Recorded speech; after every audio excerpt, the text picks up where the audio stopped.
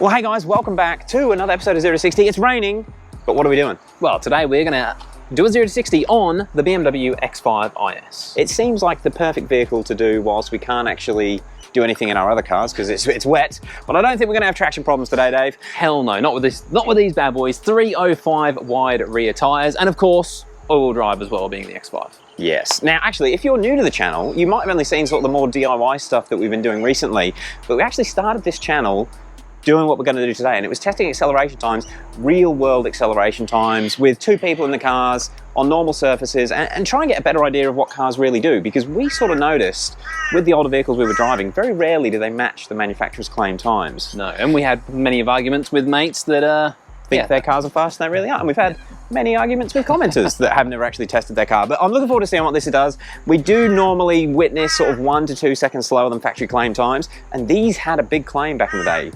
I remember reading that they were like 6 to 6.5 seconds, 0 to 60 or 0 to 62 miles an hour. Yeah, 0 to 62 that was, so 0 to 100, which is what we will be doing today. And we have tested a few M62s.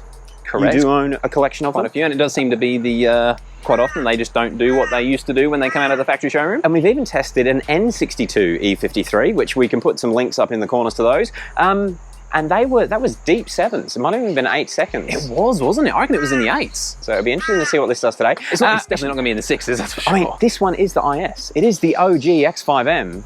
So maybe we're going to be surprised. It is. In fact, if you guys aren't familiar with this car, this is quite a special car. Like Andrew just said, it is the OG X5M.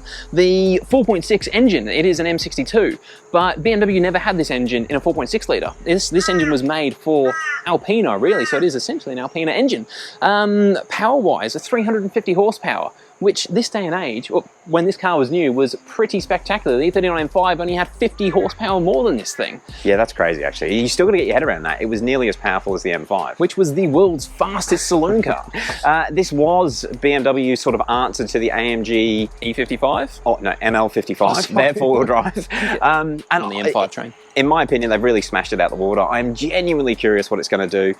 It is that special M62. It is going through a ZF 5-speed. Yep, which they may have already seen on the channel. You do a little bit of work on. Actually, I'll put another link to that as well, because we did rebuild, well, sort of rebuilt this transmission.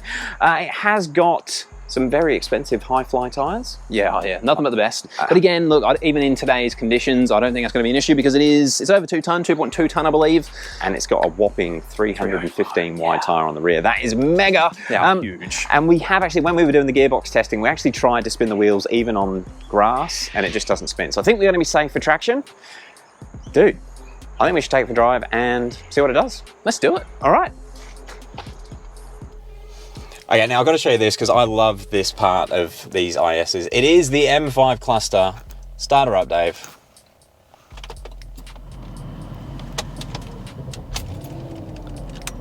And how sick is it having that M5, well, and M3 actually as well. But it's pretty cool. Before we head off, should we give it a bit of a rev? Yeah, it's the special M5 cluster is only going to let it rev to 5.5, but we won't even go anywhere near that. I want to show you guys what it sounds like, because although it is an older car, it has got a nice proper V8 note. Go on, give it a rev.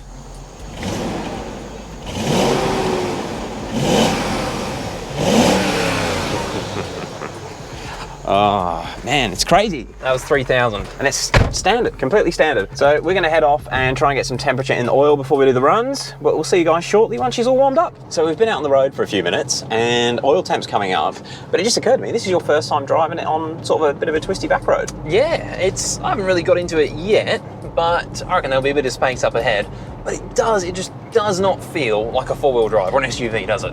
No, well, we didn't really touch on it at the start, but with the X5 IS, this one, it was sort of the predecessor to the X5M, and they did change quite a lot of stuff. I've mentioned it in earlier videos, but it has got different suspension, different brakes. Obviously different wheels, different tyres. Yeah. And the suspension is tuned so differently. Which initially you might think is a bit harsh, but it's actually a really nice vehicle to drive, and I think it almost feels, I might be going out on a limb here, but it almost feels nicer to drive than one of your E39s, the blue one when it was on stock suspension. 100%. The M Sport's quite nice, but the blue non-M Sport car, this is, even though it's a lot heavier and a lot bigger, I think it actually handles better than a non-M Sport E39. Which doesn't sound possible, does it? But if you can drive the cars back to back, the X5 definitely handles better than the early generation E39.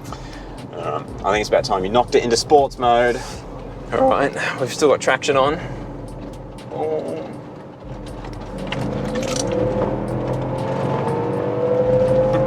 That is, It's fast enough. awesome. Sorry, Speaking guys. of that power, Camera went a bit all over the place. it feels really snappy. So, I was going to say, I've noticed whilst I've been driving this vehicle, when you already got some movement, like 80 or 100 kilometers an hour, and then you accelerate, it really gets up and goes. so speaking of getting up and going, what time do you reckon it's going to do?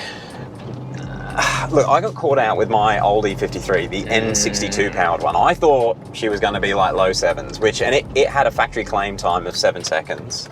And I just looked up and it was actually over 8 seconds. This feels very similar to me to my old N62 one, power-wise. Yeah, that one did feel quite nippy, I'll give you that. But just because these were rated at over half a second faster than an N62 4.4, I'm going to say it's going to be mid-sevens on the Dragy. Okay. That's 0 to 100 kilometers an hour.